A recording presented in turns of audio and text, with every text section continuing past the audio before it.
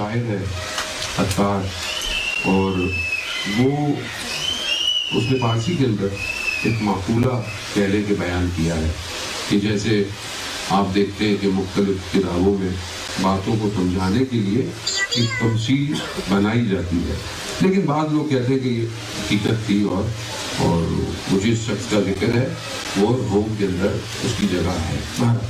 روم میرا جانا نہیں ہوا تو میں اس کو غلط ڈھونڈتا۔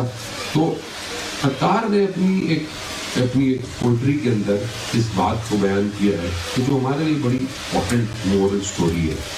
کہ عطار نے بیان کیا کہ ایک اولیاء خدا تھا، ایک بہت بڑا شخص تھا کہ اس کے 400 مرید تھے، یعنی 400 سوچیں کہ کتنا بڑا آدمی ہوگا کہ 400 مرید تھے۔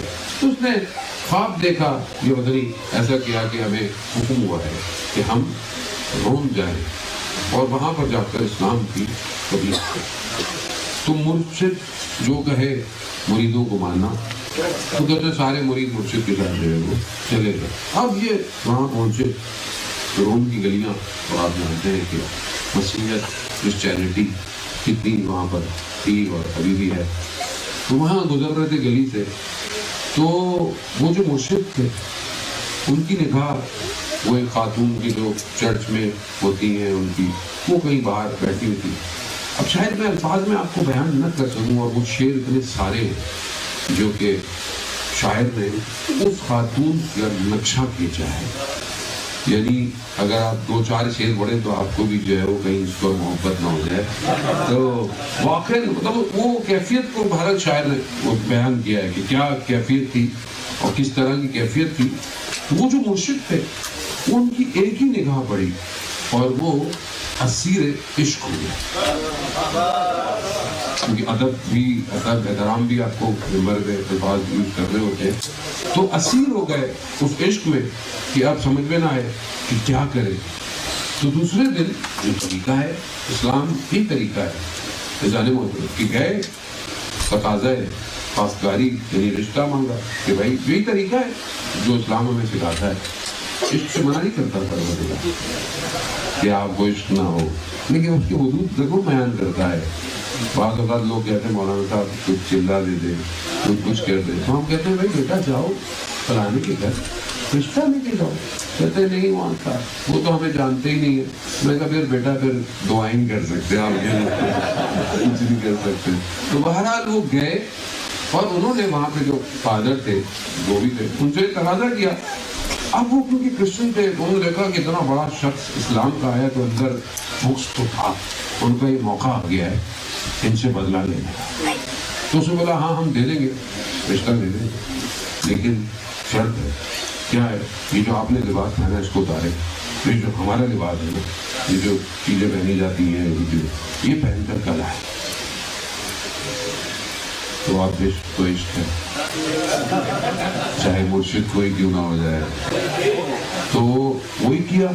دوسرے دن وہ جو ان کا لباس تھا زنہار کیا کیا پہنتے تھے، لوگ تعجب کرنے لگے کہ یہ جناب ہے۔ اب جب آئے تو کہا بھائی، تو کہا اس کا جسے ہمارے یہاں کو مہر ہوتا ہے اس طرح دینا ہے، اس طرح ان کا بھی کچھ بھرن تھا۔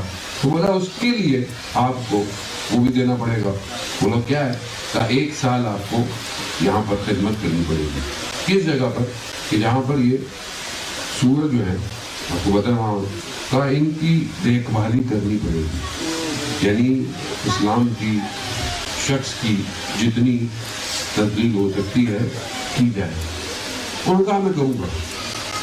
اب جب یہ سچویشن ہوئی تو یہ مرید جو اتنے سارے تھے یہ تو پریشان ہو گئے، کیا کریں، یہ سب چھوڑ کے آ گئے، واپس آ گئے۔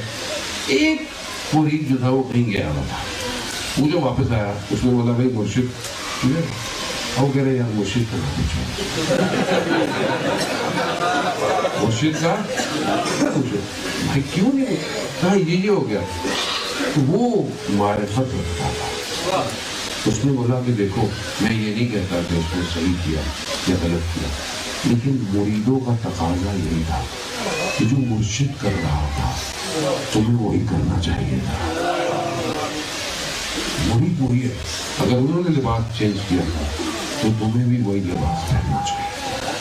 خیر کیونکہ عشق تھی، محبت تھی، جانتے تھے کہ مرشد، تو یہ کہا کہ چلو یہ سب رونگ ہے. انہوں نے ایک جگہ دی، 40 دن چلا کاٹا، راتوں کو جاگ کر عبادتیں کی اور خدا کی بارگاہ میں راز و نیاز کیا کہ یہ مرشد پلٹ آئے. عزیزان محترم، انگلی اٹھانا آسان ہے، تانا دینا آسان ہے، کسی کے پیچھے برائی کرنا آسان ہے، لیکن اگر کوئی قوم کا سرمایہ ہو، ملت کا سرمایہ ہو، یا کسی کے اندر کوئی خوبی پائی جائے، تو اس سے بہتر کہ ہم اس کی تنقید کریں، ہم اس کے حق میں دعا کیا کریں. بہت ضروری ہے کہ جب ہم وہ اچھا خاصا ہوتا ہے، ذرا سا انسان اوپر نیچے ہو جائے تو ہماری شروع ہو جاتے ہیں. آپ دیکھیں انسان ہے نا، ہو سکتا ہے غلطی ہے، ہو سکتا ہے بس آپ کے نوا خان ہیں، ان کہتے ہیں یار یہ کیا کر رہے ہیں، یہ کیا کر رہے ہیں، لیکن آواز اللہ نے ان کو دی ہے، سرمایہ ہے، اہل بیت کا ذکر دنیا میں کر رہے ہیں. اگر غلطی ہو جائے تو تنقید کے بجائے پہلی چیز دعا کیا کہ پروردگار شیطان ہمارے سرمایوں کو چھینے نہ، واپس لے کر آئے. اور پھر دوستانہ طریقے سے بھرا ہوتا ہے. انہوں نے یہ کیا، راز و نیاز کیا، چلا کاٹا، یہ کیا، 40 دن جو ہے وہ بیٹھے رہے، روزے رکھتے، عبادتیں کرتے. 39 رات کو اس مرید نے خواب میں رسول خدا کو دیکھا. رسول خدا کو دیکھا، رسول آئے، کہا یا رسول اللہ ہمارے مرشد ہیں. تو رسول خدا نے کہا کہ ٹھیک ہو گیا، ہم نے اسے ٹھیک کر دیا، جاؤ تمہیں چلے جانا. اس نے وہ لباس توڑ دیا. وہاں پر اس مرید نے کہا یا رسول اللہ مگر یہ ہوا کیسے؟ یہ اتنی محنت جو میں نے آپ کی دی، پھر اس نقطے کا جو کہ یہ ہوا کیسے؟ کہ وہ تو اتنا پارسا تھا، وہ تو اس مقام پر تھا. رسول اللہ نے کیا فرمایا؟